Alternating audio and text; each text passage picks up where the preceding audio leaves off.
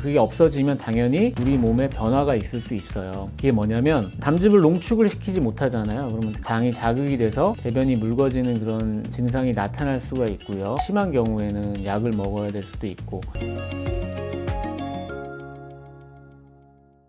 담낭은 간 아래쪽에 붙어 있으면서 담도와 연결이 되어 있는 주머니처럼 생긴 장기고요. 하는 역할은 간에서 만들어진 담즙을 음식 상태에선 저장을 했다가 음식물이 지나가면 한꺼번에 수축을 해서 뿜어내주는 역할과 그리고 저장을 하고 있는 동안에 농축을 시키는 세 가지 역할을 하는 장기가 바로 담낭입니다.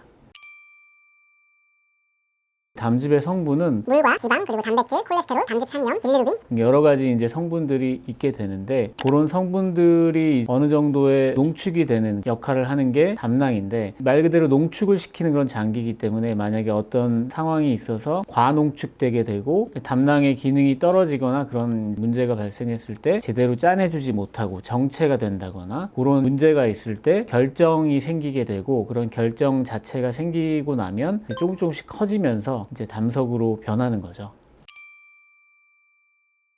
우리 몸에 변화들이 이제 원인이 될 수 있지만 뭔가 하나의 원인으로 이제 생기진 않아요. 근데 영향을 미치는 걸로는 이제 식습관이라든지 호르몬의 변화, 호르몬제를 먹는다거나 아니면 갑자기 살이 찐다거나 여러 가지 그런 원인들이 복합적으로 이제 발생을 해야 담석이 생깁니다. 그래서 뭐 하나 가지고 이제 생기는 건 아니거든요. 그러니까 예를 들어서 지방을 많이 먹으면 담석이 생긴다라고 잘못 알고 계시지만 지방을 아주 많이 먹고 이제 비만한 사람과 뭐 마른 사람들을 비교했을 때 특별히 담석에 생기는 이제 발생률이 차이가 없거든요. 여러 가지 원인이 한꺼번에 겹쳤을 때 그런 생기기 때문에 명확한 원인을 밝히기는 힘듭니다.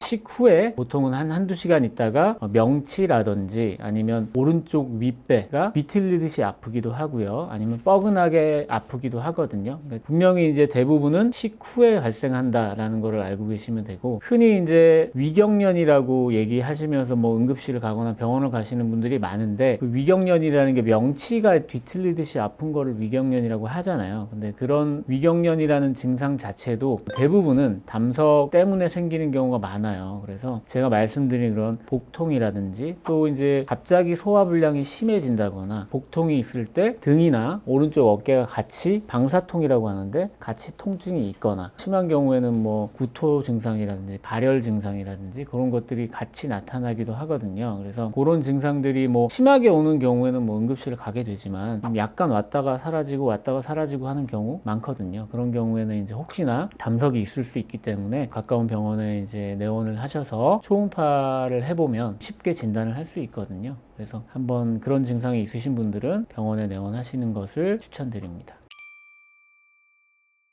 수술이 가능한 병원을 찾아가는 게 우선일 거고 그런 수술이 이제 전문적으로 이루어지는 그런 외과 전문의가 있는 병원이나 아니면 외과 전문 병원이라든지 경험이 많은 의사를 찾아가는 게 가장 좋겠죠.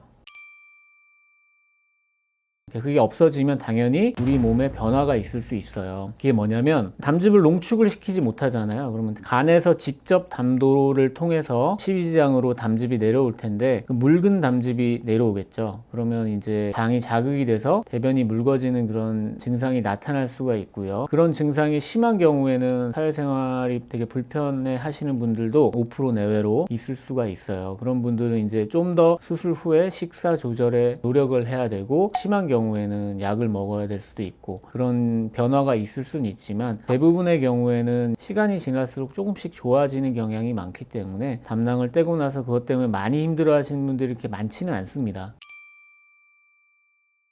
저희 병원 같은 경우는 단일 통로 복강경으로 대부분은 수술을 마무리하거든요. 그래서 이제 여러 개 뚫었을 때보다는 통증이나 이제 회복이 조금 더 빠르다고 생각이 되거든요. 그래서 다음날 퇴원을 다 하는 이유도 억지로 이제 퇴원시키는 게 아니라 환자분들이 잘 움직일 수 있고 하기 때문에 퇴원을 시키는 거고 본인이 잘 움직일 수 있고 일상생활 할 수 있으니까 사회로 이제 복귀하는데 그렇게 오랜 시간이 걸리진 않는 거죠. 그래서 째가지고 한다거나 아니면 여러 개 뚫어서 하는 경우에는 아무래도 조금 더 통증이 오래 갈 수 있고 그렇게 되는 경우에는 좀 복귀가 늦어질 수는 있겠죠.